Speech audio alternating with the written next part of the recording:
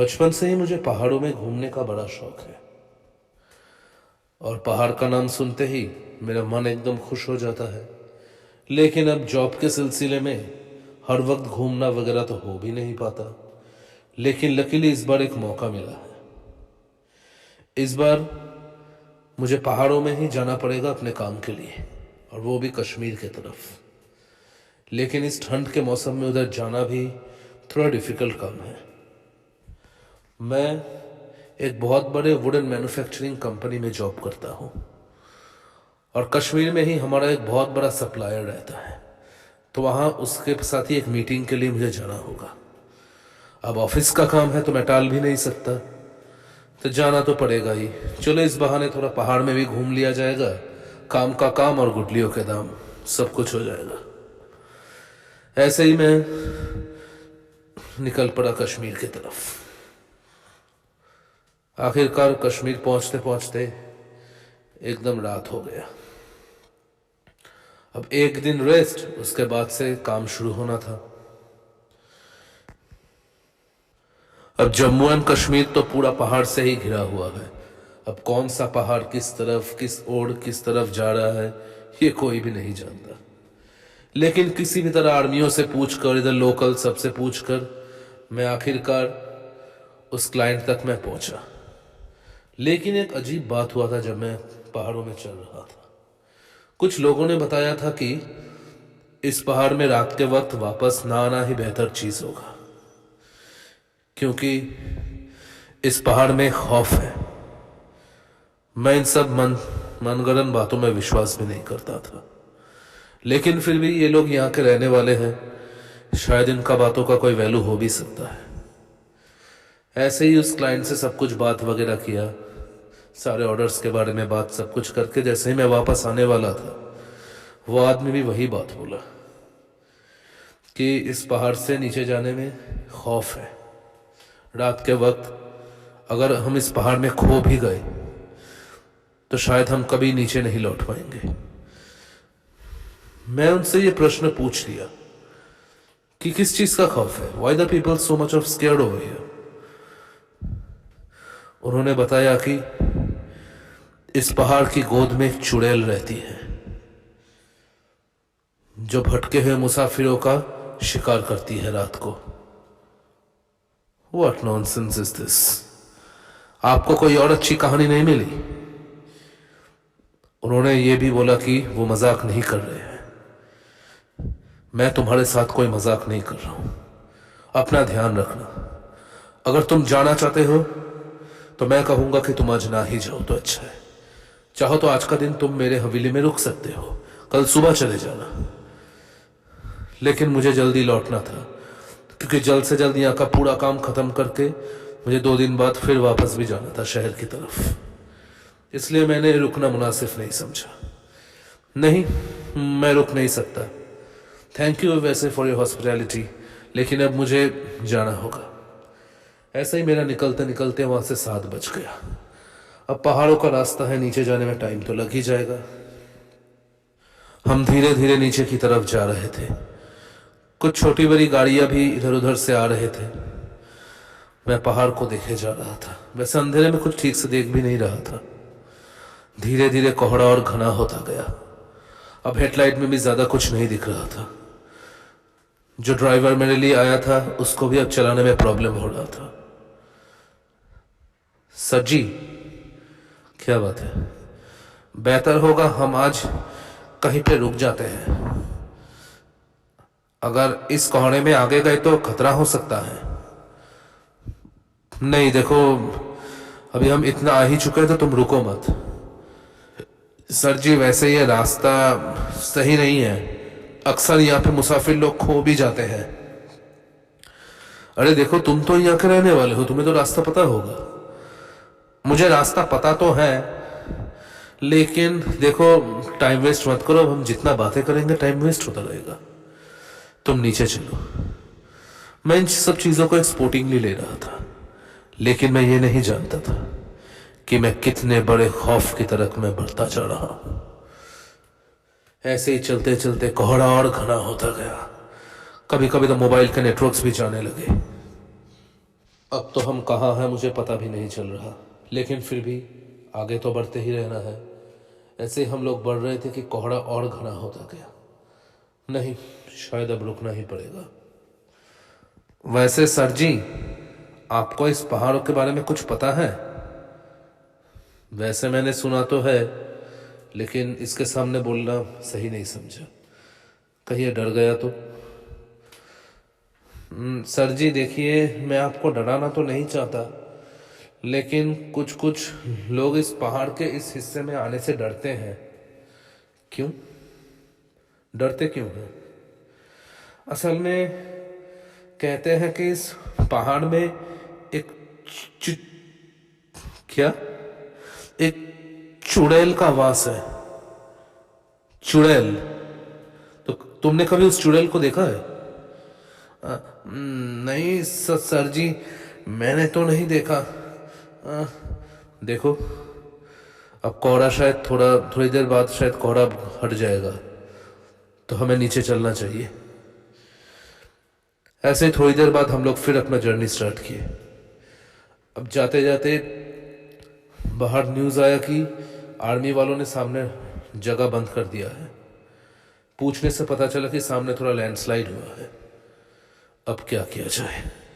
अब क्या सारी रात इस गाड़ी में ही बिताना होगा? वैसे सर जी, आपसे निकलने का एक और रास्ता भी है, लेकिन बेहतर होगा हम उस रास्ते से ना जाएं।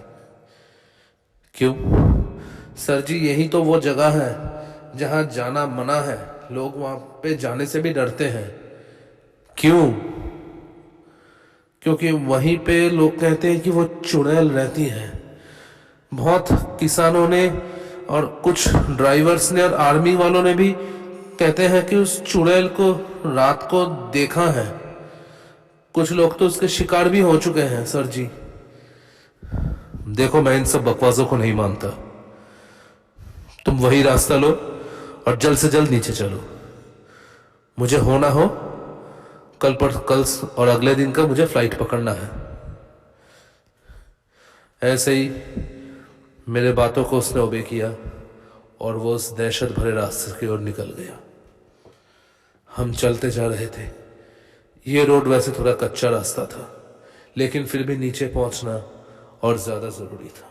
अचानक चलते चलते उसने एक जगह गाड़ी रोक दिया। क्या हुआ? तुमने गाड़ी क्यों रोका? सर जी, मैं आपको एक चीज देना चाहता हूं। क्या? मैंने देखा कि उसने अपने शर्ट के पॉकेट से एक छोटा सा छोड़ा निकाला। ये क्या है? इसे पुड़वी कहते हैं। पुड़वी? हाँ, ये एक तरीके का रक्षक है। इसमें लहसुन का रस और लोहे का इस्तेमाल किया गया है। कहा जाता है कि यह उस चुड़ैल को दूर रखती है। आप इसे अपने साथ रखिए। देखो, मैं इन सब चीजों को नहीं मानता। मैं जानता हूं सर जी, लेकिन आप इस चीज को रख लीजिए अपने पास। चलो ठीक है। इतना दर्द बोल रहा था इसलिए मैंने उसे रख लिया। अब हम आगे और चलते ही जा रहे थे। अचानक कार फिर से एक जगह पे आकर स्टॉप हो गया। अब क्या हुआ? पता नहीं सर जी, कार स्टार्ट नहीं हो रहा। हाँ सही है, बहुत देर तक उसने ट्राई किया, लेकिन गाड़ी स्टार्ट ही नहीं हुआ। वो चेक करने के लिए बाहर निकला और आकर बोला कि कार के रेडिएटर में थोड़ा प्रॉब्लम हुआ है, शायद पानी से ठीक हो जाएगा। इसलिए वो पानी की खोज में निकल गया, लेकिन उसने कहा कि जब तक वो वापस ना आए मैं गाड़ी से बाहर ना निकलूं। हाँ, वैसे ये गलत भी नहीं है। ये अननोन प्लेस है मेरे लिए और निकलना खतरे से खाली नहीं है। ऐसे मैं गाड़ी के अंदर बैठा था। फिर से कोहरा और बढ़ता गया। अब कोहरा बहुत बढ़ चुका था, लेकिन तभी मुझे दूर कहीं पे छोटा सा रोशनी दिखाई दिया। ये क्या है? पता नहीं, उस रोशनी में कुछ था। मैं उस रोशनी के तरफ खींचा चला गया। मैंने कार का दरवाजा खोला और पहाड़ के उस दूसरी तरफ ही मुझे वो रोशनी दिखाई दे रहा था। मैं धीरे धीरे आगे बढ़ रहा था। हाँ, क्या है ये? ऐसे मैं बढ़ता गया। तब मैंने देखा ये तो एक लालटेन है, और वो लालटेन पकड़ी हुई है एक औरत। उस औरत के लंबे घने बाल थे, बड़ी बड़ी दो काली आंखें थी। उसने मेरी तरफ देखा। असल में कुछ मत बोलिए, उसने मुझे कहा। असल में बात यह है कि मेरा कार वहां पे खराब हो गया है, और आप इतने सुनसान जगह पे कर क्या रहे हैं अकेले? नहीं, मैं अकेला नहीं हूं, मेरा ड्राइवर। ओह, आप रामलाल के साथ आए हैं? अजीब है, उसे ड्राइवर का नाम कैसे पता? पता नहीं, हो भी सकता है शायद उसे जानती हो। हाँ, आप उसे जानते हैं? मैं उसे बहुत दिनों से जानती हूँ। आइए, इस ठंड में सारी रात गाड़ी में बैठना सही नहीं है। आप मेरे घर आइए। नहीं, मैं आपको कोई तकलीफ नहीं देना चाहता, वो थोड़ी देर में आ ही जाएगा। बाबूजी, इस पहाड़ में हर चीज जल्दी नहीं होता, उसको आने में अभी बहुत वक्त लग जाएगा। आप मेरे साथ मेरे घर चलिए, आपकी सेवा करने का एक मौका तो मिलेगा। पता नहीं उसके बातों में क्या था, जैसे मैं उस रोशनी की तरफ खींचा जा रहा था, मानो कि उन बातों की तरफ भी मैं खींचा जा रहा हूं। मैं ये बोलना नहीं चाहता है कि ठीक है चलिए चलते हैं, लेकिन फिर भी मैं बोल पड़ा। ठीक है चलिए, अगर आपको कोई तकलीफ नहीं होता तो मुझे भी कोई तकलीफ नहीं है। ऐसे ही मैं चलते चलते सामने एक लकड़ी के कच्चे घर की तरफ पहुंचा। कच्चा हाउस था, लेकिन थोड़ा बड़ा ही था। इस घर में मेरे 2 ही कमरे हैं। आप शहरी बाबू हैं, क्या यहाँ पे आपको तकलीफ तो नहीं होगी? नहीं नहीं, मुझे कोई तकलीफ नहीं होगा, और आप मुझे इतना बड़ा हेल्प कर रही है तो मैं इसको मना कैसे कर सकता हूँ। हाँ, आप आँख के सामने बैठिए बाबू, मैं आपके लिए कुछ खाने का बंदोबस्त करती हूँ। ऐसा कह के वो पास के कमरे में गई। मैंने देखा कि इस कमरे के अंदर एक छोटा सा खटिया था, आईना और एक छोटा सा टेबल, और उस दूसरी तरफ भी एक कमरा था, लेकिन उसके बाहर एक दरवाज़ा था। मुझे इस कमरे में बिठाकर वो उस दरवाजे के उस पार चली गई। हाँ, शायद खाने की तैयारी कर रही होगी। ऐसे ही उसने मुझे खाना परोसा, मैंने खाना खाया। ईश्वर को मैंने धन्यवाद दिया कि ऐसे मुसीबत में भी कोई तो आया मेरा मदद करने के लिए। देखिए, बहुत बहुत शुक्रिया इन सब के लिए, लेकिन शायद मुझे अभी लौटना चाहिए, क्योंकि हो सकता है रामलाल वापस। वो फिर मेरे नजदीक आई, अपनी बड़ी बड़ी काली आंखों को मेरे आंखों के सामने लाई और बोली कि वो अभी बहुत देर तक वापस नहीं आएगा, आपको कोई तकलीफ नहीं होगी। आप बेझिझक यहाँ पे आराम कर सकते हैं। कल सुबह आप उसके तलाश में जाइएगा। तलाश में मतलब कि कल सुबह तक रामलाल वापस आ जाएगा। ठीक है। ऐसा कह के वो मेरे लिए बिस्तर तैयार की। मैं सो गया उस पे, और फिर से वो उस दूसरे कमरे की तरफ चली गई। खाना वैसे बहुत ही अच्छा था। ऐसे पहाड़ी जगहों पे इतना अच्छा खाना मिलना भी नसीब का बात है। और देखते ही देखते बहुत कुछ मैं सोच रहा था। कल परसों मैं अपने शहर में था और आज किस सिचुएशन में हूं। जिंदगी का कोई भरोसा नहीं है, कब कौन सा चैप्टर, कब कौन सा रंग दिखाए, ये तो कोई भी नहीं जानता।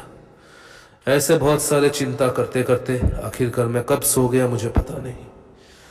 अचानक एक आवाज से मेरा नींद खुल गया।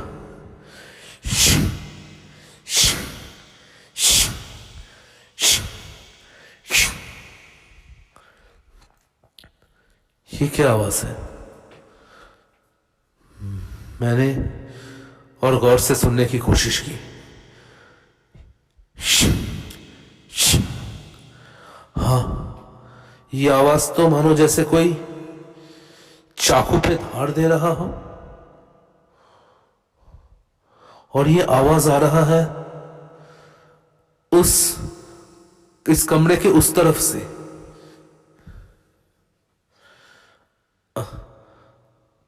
मुझे कुछ सही नहीं लगा, लेकिन मुझे पता चल गया कि ये आवाज चाकू में शान देने का ही है। क्या मुझे यहां से निकलना चाहिए? लेकिन पता नहीं, कहीं कोई चोर डकैतों का झुंड तो नहीं है ये? कहीं ये औरत किसी चोर डकैतों के ग्रुप में तो नहीं है? मुझे लगा मुझे शायद ये दरवाजा खोलकर एक बार देखना चाहिए, लेकिन दरवाजा खोलकर जो मैंने देखा उसके लिए मैं बिल्कुल भी तैयार नहीं था। मैंने देखा कि उस कमरे में एक तरफ एक आग के ऊपर एक बहुत बड़ा हंडी थी, उसमें खून उबल रहा था। उस हंडी के अंदर, उस घर में इंसानों के बहुत सारे शरीरों के टुकड़े हुए थे।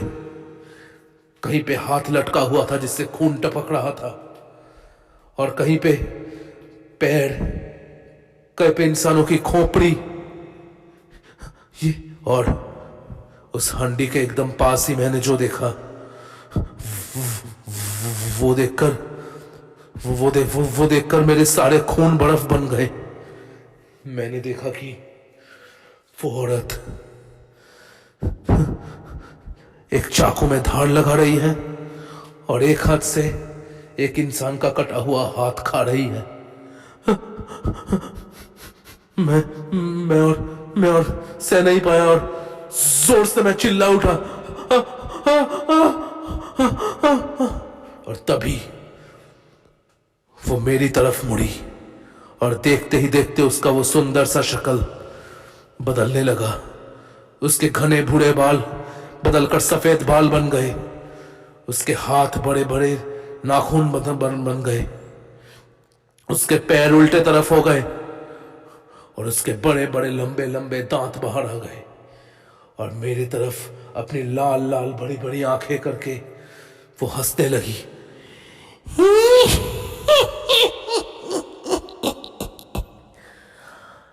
मुझे अपशब्द बोला था, मुझे तुझे विश्वास नहीं था ना कि इस पहाड़ में भी एक चुड़ैल हो सकती है। तूने मेरा मजाक उड़ाया था ना, तो जैसे इंसानों का शिकार करते मैं आज इतना शक्तिशाली हो गई हूं, और आज तेरा आखिरी दिन है।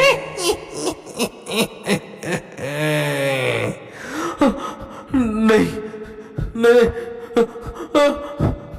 यहां पे कोई मेरा मदद करने नहीं आएगा। मैं किसको बुलाऊंगा? लेकिन मैं मूव भी नहीं कर पा रहा था, मानो कि मेरे पैर पत्थर के बन चुके हो। मेरे शरीर के ऊपर कोई नियंत्रण नहीं था। मैंने देखा कि वो उस बड़े से छोड़े को लेकर मेरे पास आ रही है, और मुझे मारने के लिए वो मेरे नजदीक आ रही है। शरीर के सारे शक्तियों को एक करके मैं उस घर से निकल गया। मैं दौड़ते ही जा रहा था, ऐसे अनजान पहाड़ों में मैं दौड़ता ही जा रहा था, और पीछे देखा कि हवा में बहती हुई वो चुड़ैल मेरे पीछे आ रही थी। कितना दूर भागेगा? आज तुझे कोई नहीं बचा सकता। मैं क्या करूं? ये पहाड़ वाले सही कह रहे थे, शहर वाले भी सही कह रहे थे कि इस पहाड़ में एक चुड़ैल का वास है। मैंने उन पर विश्वास नहीं किया। काश मैंने रामलाल की बात सुना होता, लेकिन अब ये सब सोचने का कोई मतलब नहीं है। मैं दौड़ते ही जा रहा था। पास खाई है, इधर रास्ता है, लेकिन मैं किधर जा रहा हूं मुझे कुछ पता नहीं है। ऐसे चलते चलते अचानक मुझे रामलाल के दिए हुए उस छोटे से चाकू का बात याद आया, जिसको पूर्वी कहा जाता है। उसने कहा कि ये चाकू लहसुन के तेल और लोहे से बना हुआ है। मैं फटाक से रुक गया और धीरे धीरे अपने बड़ा सा भयानक चेहरा लेकर वो चुड़ैल मेरे नजदीक आने लगी, और तभी मैंने उस चाकू को निकाला जिसे पूर्वी कहते हैं। उसे देखकर ही वो खौफ से पीछे जाने लगी, और उसने बोला कि वो मेरे पास कैसे आया? अच्छा, तो यही तेरा कमजोरी है। दूर हटा, दूर हटा, उस पूर्वी को मुझसे दूर हटा। मैंने अपने शरीर के सारे शक्तियों को एक करके उस छोड़े को उसके तरफ फेंक दिया। देखते ही देखते वो छोड़ा उसके सीने में जा अटका। वो जोर से तिलमिला रही थी, चीख रही थी जोर से, और देखते ही देखते उसके शरीर के बहुत सारे टुकड़े हो गए और चलकर राख हो गए। ये क्या मैं सपना देख रहा था? पता नहीं, लेकिन अब मुझ में कहीं भी चलने की शक्ति नहीं थी। धीरे धीरे मैं कब बेहोश हो गया मुझे कुछ नहीं पता। अचानक एक धक्के से मेरा नींद खुला। सर जी, सर जी। मैंने आंखें खोलकर देखा कि रामलाल, सुबह हो चुका था। रामलाल, आप इधर क्या कर रहे हैं? मैं तो पानी लेकर आया तब देखा कि आप यहां पे नहीं हैं। आप सारी रात इधर क्या कर रहे थे?